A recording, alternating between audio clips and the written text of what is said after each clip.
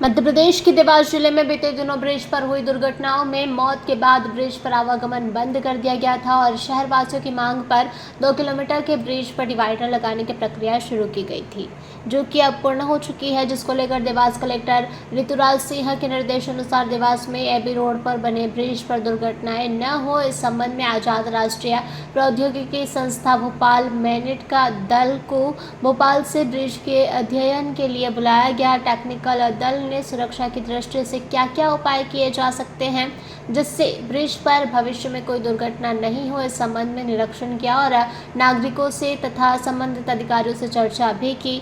वहीं हाल ही में बनाए गए डिवाइडर को लेकर सेतु निगम के अधिकारियों से भी पूछताछ की गई। सकरे ब्रिज पर डिवाइडर बनाने वाले पर दल के सदस्य नाराज भी दिखे। इस दौरान 2 गाड़ियों को एक साथ खड़ा कर जांच की गई कि ओवरटेक के दौरान यहां क्या दिक्कतें हो सकती है।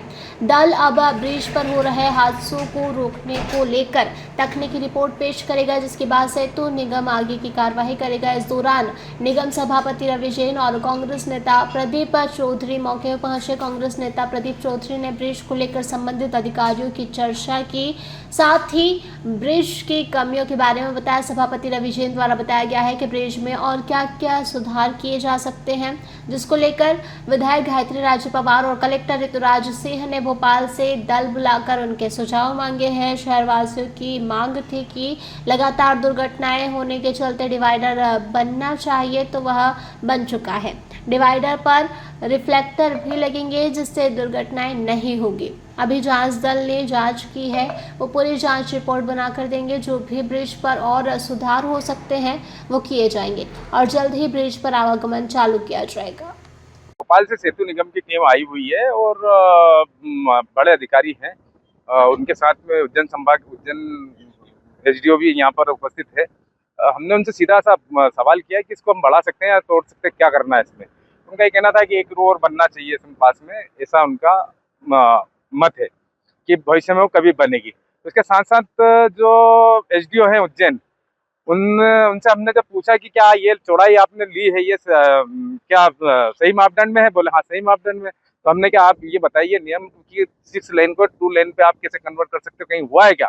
तो आप वो हमारी बात का जवाब नहीं दे पाए, उन्होंने बात को घुमाने लगे। हमने उनसे निवेदन किया आप कुछ भी हो, आप बहुत सारी बातें हमारी हुई उनके साथ में।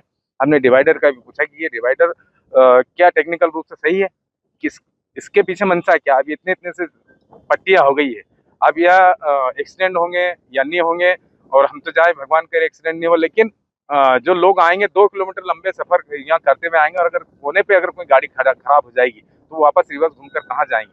ये सवाल थे हमारे, और निश्चित तौर पर बात हुई है उनसे, उन्होंने कि हम सारी सिक्योरिटी आपको देंगे, अब आपको जैसी इच्छा पड़े तो हम इस चीज को आगे ले जाएंगे।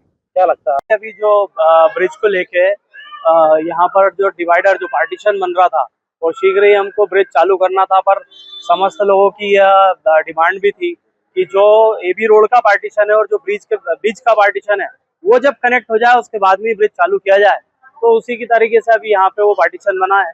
तो माननीय कलेक्टर महोदय और माननीय विधायक जी ने एक भोपाल से मिनट से टीम बुलाने के लिए बात की थी कि अभी जब ब्रिज पे यहाँ पर वर्तमान में काम चल रहा है तो इसमें और क्या सुधार किया जा सकता है और क्या टेक्निकली इसको इसमें इम्प्रूवमेंट लाया जा सकता है। जो भी काम होना है वो सब अभी हो जाए ताकि आगे यातायात अवरुद्ध ना हो। इसीलिए मिनट्स की टीम आई थी और सेतु निगम के भी अधिकारी थे, उन लोगों ने यहाँ पे निरीक्षण करा, उन लोगों ने सर्वे करा और जल्दी ये ब्रिज प्रारंभ होगा। ब्रिज के बीच में डिवाइडर बन रहा है, सेतु निर्माण बनाया गया, जिस एजेंसी समिति द्वारा बनाया गया, मिनट्स वालों को लेकर नाराजगी भी जाहिर करेगी। जी, अब वो उनका टेक्निकल क्या है वो उन लोगों की चर्चा होगी, पर हम लोगों की जो शहर की रिक्वायरमेंट है और हम लोगों की जो शहर की जो मांग थी कि इसमें बीच में एक पार्टीशन बनना चाहिए, अभी डिवाइडर जो बनना चाहिए वो बन चुका है। और उसी के साथ में अभी मैंने उन अधिकारियों से भी बात करी और उनको बोला कि बीच में भी इसमें रिफ्लेक्टर्स भी लगेंगे उस डिवाइडर पे, ताकि आगे कभी कोई दुर्घटना होने ना पाए।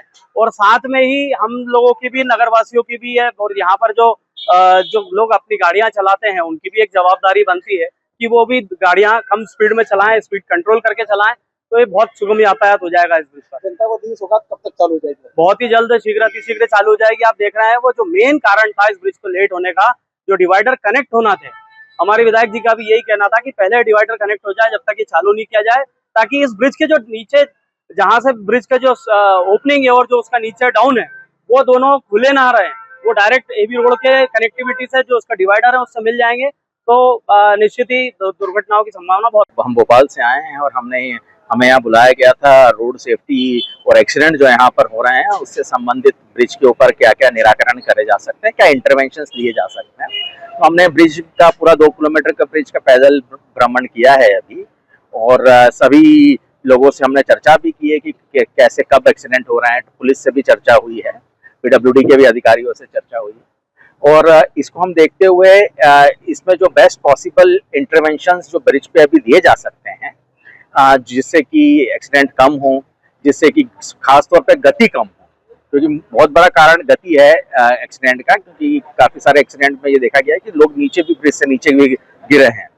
तो गति अगर हम कम कर सकेंगे किसी इंटरवेंशन देके, तो मुझे ऐसा लगता है कि हम outcome of the event of accident को कम कर सकते हैं, उसकी इंटेंसिटी को कम कर सकते हैं, और एक्सीडेंट में भी कम नंबर ऑफ एक्सीडेंट में भी कमी होने की संभावना बढ़ेगी इससे। तो ये सारे इंटरवेंशन हम देने की अपनी रिपोर्ट में देंगे। सर क्या मानते हैं आप? देखिए अभी हमने इन्वेस्टिगेशन किया है, हमने अभी देखा है कि क्या क्या चीजें हैं। हम ये देखेंगे कि डिवाइडर में हमने गाड़ी भी पास करवा के देखी, 2 4 व्हीलर्स को पास करवा के देखा है। हमने ये भी जानकारी प्राप्त की है कि यहाँ पे बड़ी जो बसेस है या ट्रक्स है वो कब निकलते हैं, ब्रिज के ऊपर से निकलते हैं या नहीं निकलते हैं, उनका किस समय पे वो निकलते हैं। तो उन सारी चीजों को ध्यान में रखते हुए हम अपने इंटरवेंशंस बताएंगे। इस वक्त किसी भी इंटरवेंशन पे बात करना प्रीमेच्योर। सर आप क्या मानते हैं कि जिस तरह से जो रोड पे जोड़ा है ब्रिज, उसमें डिवाइडर करना चाहिए था करना चाहिए? देखिए ये सारी एनालिसिस अभी हमारी बाकी है करना, अभी सिर्फ विजिट हुआ है ना। ये हमारी रिपोर्ट में हम सारी चीजें लिख के देंगे कि इसमें क्या क्या इंटरवेंशंस किया जा सकते हैं। सर आखिरी और अहम सवाल, लंबे समय से ब्रिज बंद है, लोगों को सुविधा मिलती, कब तक चालू होने की उम्मीद रखते हैं आप? देखिए वैसे तो ये मेरे कार्य क्षेत्र में नहीं आता है कि कब ये है, ये संबंधित कंस्ट्रक्शन एजेंसी से संबंधित प्रश्न है वैसे तो, लेकिन मेरा भी ऐसा मानना है कि कोई स्ट्रक्चर अगर बनता है तो ये पब्लिक का स्ट्रक्चर है, और जल्दी से जल्दी पब्लिक को उसकी यूटिलिटी का फायदा उठाने का मौका मिलना चाहिए। आपका नाम और?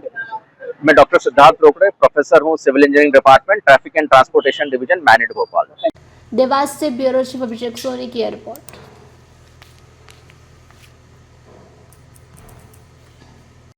बिरबल, हमारे महल की ये क्या बुरी हालत हो रखी है। इंस्पेक्टर साहब, यही है वो दरिंदा जिसने हमें दीवार में जिंदा चुनवा दिया था। गिरफ्तार कर लीजिए इन्हें। अनार करे तुमको तो मैंने जिंदा दीवार में चुनवा दिया था, तुम बाहर कैसे आई? जहांपनाह, मैंने तो आपसे पहले ही कहा था कि अनारकली को बापजी एएससी ब्लॉक से बनी दीवार में चुनवाते हैं, लेकिन आपने मेरी एक नहीं सुनी। अब भुगतो।